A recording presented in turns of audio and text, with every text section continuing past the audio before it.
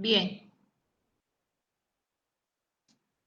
Hemos dicho que los principios que rigen en el juicio oral, tenemos lo que es la oralidad. Hemos dicho que las audiencias se hacen orales. Además, es pública. Se tiene el principio de inmediación, se tiene el principio de continuidad y también de contradicción.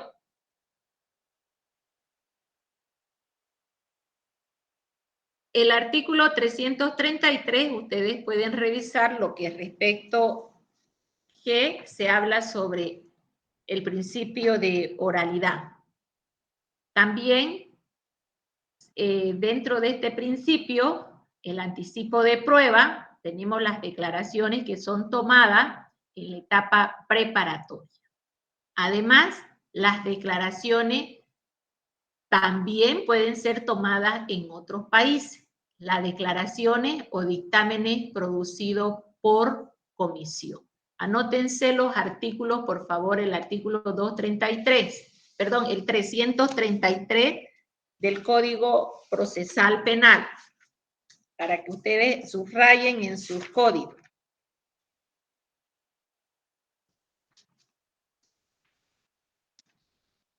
Bien, entonces se realiza todos los actos realizados en la etapa preparatoria. Se tiene también informes de actas y reconocimiento de registro o inspección. Cuando hablamos de la publicidad, el artículo 331.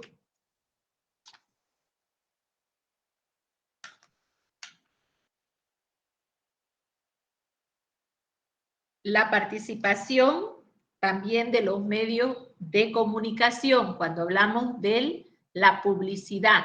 Dentro de este procedimiento se abren las puertas, ¿no es cierto?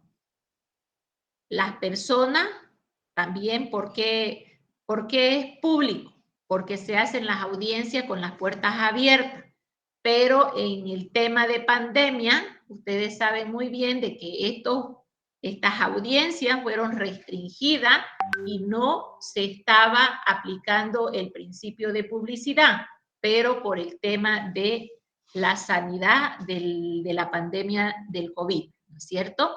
Además, pueden entrar los medios de comunicación a la audiencia, pero también muchas veces cuando se trata de una audiencia, las audiencias son públicas, o de un delito de una persona, podemos decir que es una autoridad, como también un delincuente, la gente va con pancartas, ¿no es cierto? Entonces, a eso también se restringe la audiencia, ¿no? Que no tiene que, e inclusive en las audiencias no pueden ir un menor de edad, no pueden entrar con letrero, ¿no es cierto? Además, ¿quiénes entran más a esa audiencia? Sabemos que tiene que entrar el policía, ¿no es cierto? Además, el abogado que hace la defensa técnica debe estar bien presentable como debe ser un abogado. No así que a veces en las audiencias nos confundimos de que muchas veces el abogado parece el imputado. Se supone que el abogado debe ir de traje formal, que se identifique el que va a realizar la defensa técnica. Además, tienen que estar seguros en su argumentación jurídica. Y en caso de que la gente se sobrepase, tenemos a la fuerza pública, ¿no es cierto? Con respecto al principio de contradicción,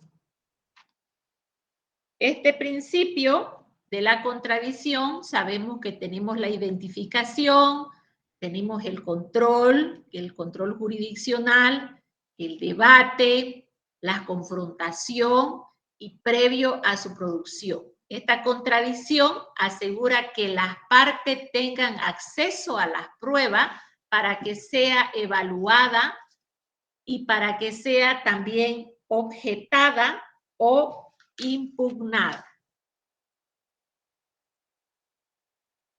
El principio de continuidad. ¿Qué nos dice este principio de continuidad? Una vez que está iniciado el juicio, no podrá interrumpirse hasta su conclusión. Se habilitan también las horas, los días, para que se lleve adelante este juicio, ¿no? El receso también, se puede pedir un receso toda vez que los juicios son amplios, pueden durar 2 días, inclusive eso se corta y posteriormente se señala otro día para dar la continuidad.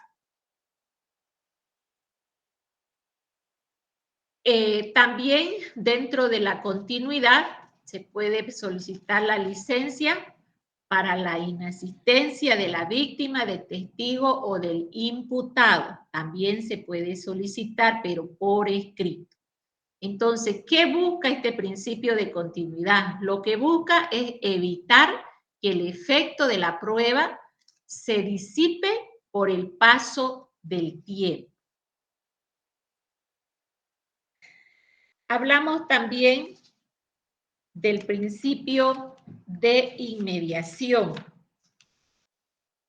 Este principio de inmediación, el juicio se realizará con la presencia interrumpida de la autoridad jurisdiccional. Tenemos el contacto, tenemos que conocer, tenemos que apreciar que es directo, ¿no es cierto? Se tiene la presencia, también se valora las pruebas. Y para poder constatar, además, cuando el juez disponga la notificación a la víctima, al imputado, al querellante, los testigos, peritos, y la situación de dependencia laboral de la persona. A eso se refiere el principio de inmediación, porque tenemos ese contacto, podemos apreciar, podemos mirar la prueba dentro de lo que es el juicio oral.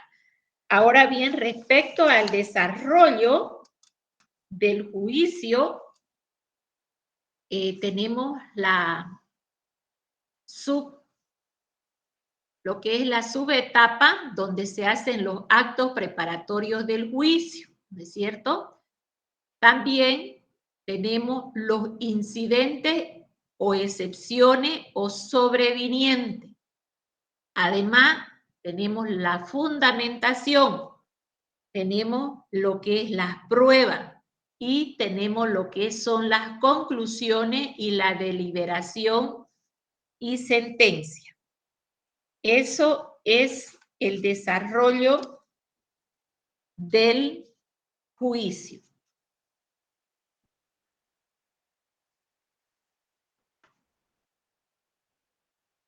Los actos preparatorios en el juicio. ¿Cuáles serían esos actos preparatorios del juicio? Tenemos al tribunal o juez, es el que radicará la notificación al Ministerio Público para que presente sus pruebas en física. La víctima o el querellante tiene 10 días de plazo para que presente su acusación formal, ¿ya? Su acusación particular, como también puede adherirse a la acusación del Ministerio Público. El imputado también tiene 10 días para ofrecer las pruebas. ¿Cómo las puede ofrecer? Las tiene que presentar en físico todas las pruebas de que se ha investigado y que no están dentro de las investigaciones, de esa etapa preparatoria. El tribunal o el juez dicta un auto de apertura de la audiencia, del juicio, de 20 a 45 días. Entonces, ustedes pueden subrayar la preparación del juicio en el artículo 340. ¿Qué debe de contener la acusación? La acusación es similar a lo que es la imputación. Los datos que sirven para identificar al imputado, a la víctima, el domicilio procesal, su domicilio real, adjuntando croquis del último donde reside. La relación precisa y circunstanciada del hecho, la fundamentación de la acusación con la expresión de los elementos de prueba que la motivan. Además, los preceptos jurídicos aplicables y el ofrecimiento de las pruebas con señalamiento general de su pertinencia y utilidad. Además, esta es la etapa escrita.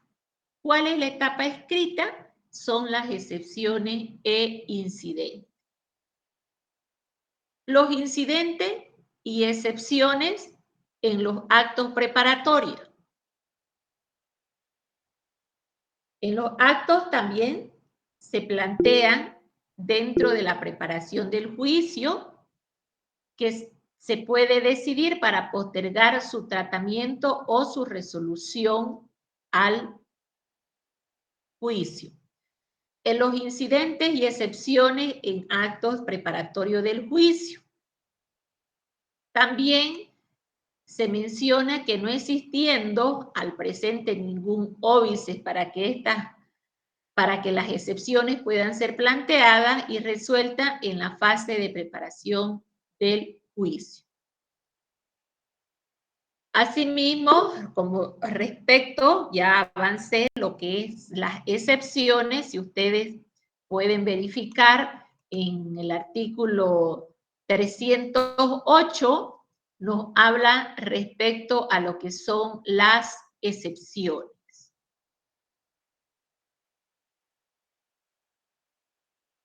El artículo 308 del Código Procesal Penal. Las excepciones están descritas en el artículo 308 y pueden presentarse en más de una oportunidad, ¿ya? Empero con motivos diferentes y aún tratándose de la misma excepción, pero con origen diferente. ¿Qué quiere decir? De que se pueden plantear no solamente una, sino puede ser dos, puede ser de la misma que se trate, pero con el origen diferente.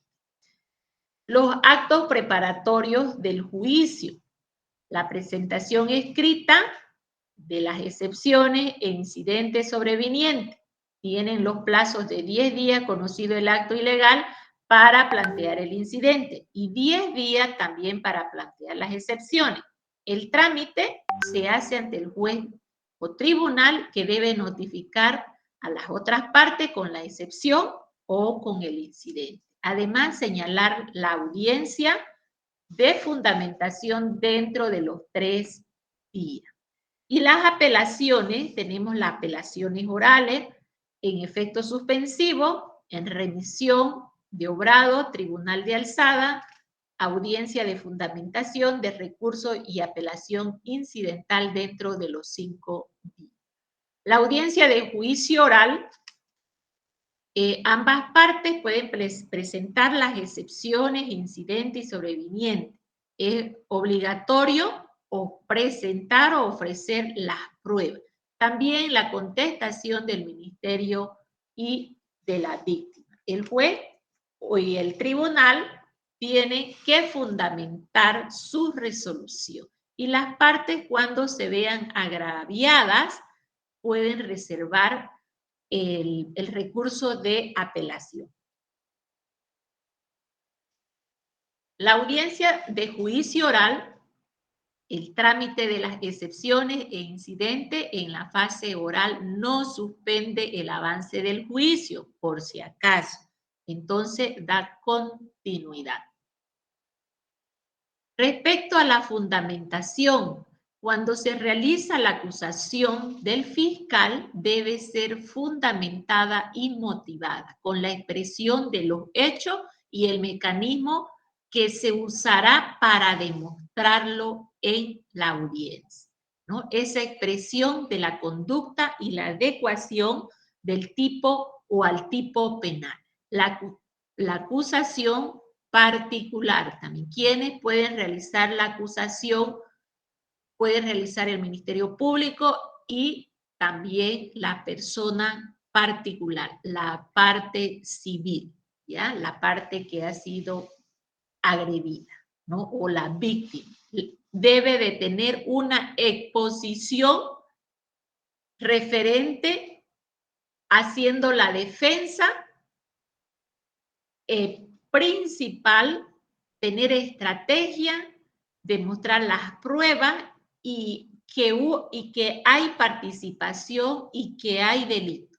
Eso tiene que hacer la defensa técnica el abogado, ¿ya? La obtención referente a la declaración, ¿no? El fiscal, el querellante, el defensor, tribunal, la declaración del imputado.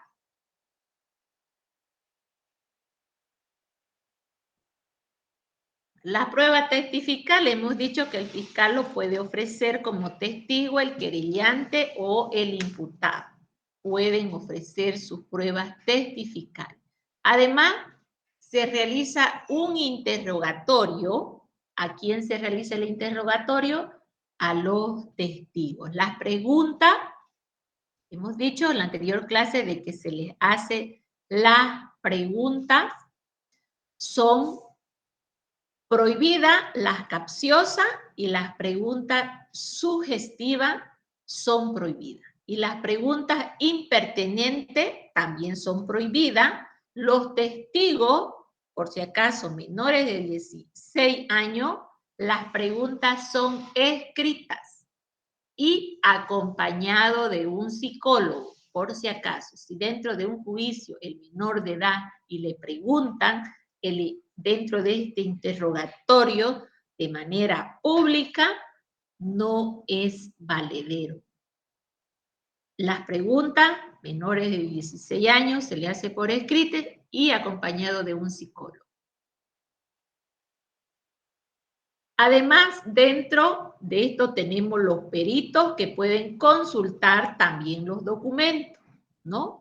Y empieza el interrogatorio a quien propuso los testigos, tanto la víctima, el querellante o el fiscal, los que ofrecen a los testigos. Este interrogatorio es un instrumento para extraer información, instrumento para guiar el camino de la información. Es un instrumento para demostrar los hechos en la forma en cómo dijimos que sucedieron. Si bien decimos hasta llegar a la verdad histórica del hecho, ¿no? Sino, para mí, desde mi punto de vista, es para llegar cómo se dijo o cómo se realizó o cómo dijimos que sucedió el hecho, ¿no? De eso se trata el interrogatorio. Estas diferencias entre interrogar y contrainterrogar, tenemos lo que es interrogar, es preguntar para introducir información, preguntas abiertas, ¿no? Para que el testigo aporte mayor información confiable en su testimonio. La libertad también debe de explicar todo cuando se le haya dicho y que diga en torno a los hechos que conozca. Para eso son los testigos, ¿no? Y el contrainterrogatorio, este contrainterrogatorio, tenemos preguntar a la persona para que declare sobre los aspectos oscuros, contradictorios, falsos de su testimonio. ¿Ya?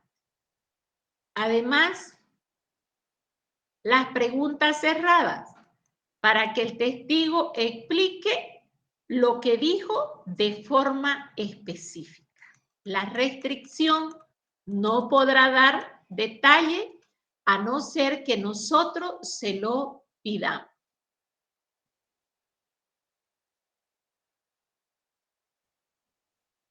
Bien, también tenemos lo que es la prueba documental. La prueba documental tiene que ser exhibida, debe ser observada, debe ser propuesta y también leída e introducida.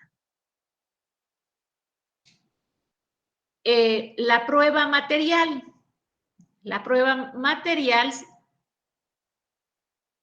se refiere a los objetos deben ser exhibidos al imputado, a los testigos y a los peritos, ¿cierto? El reconocimiento, la reacción, recuerdos, valoración, observación sobre su adquisición.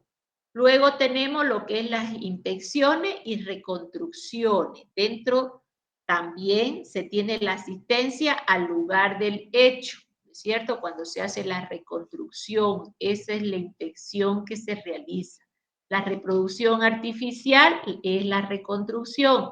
La presencia del imputado no es obligatorio, pero sí de su abogado tiene que estar presente. Las mismas condiciones también corroborar con los actas o declaraciones. La discusión final y el debate. Concluye el fiscal, concluye la víctima, concluye el imputado, el recuento de las pruebas y la argumentación. Entonces, todo eso es la discusión final y debate. El alegato finales y las conclusiones. Tenemos lo que es el recordatorio. El recordatorio sabemos lo que es la teoría del caso. ¿Cuál es la teoría del caso? Que ya lo hemos pasado, es esa relación de hecho, es el cuento, ¿cierto? Tenemos las pruebas. ¿Con qué pruebas se demostró que planteamos?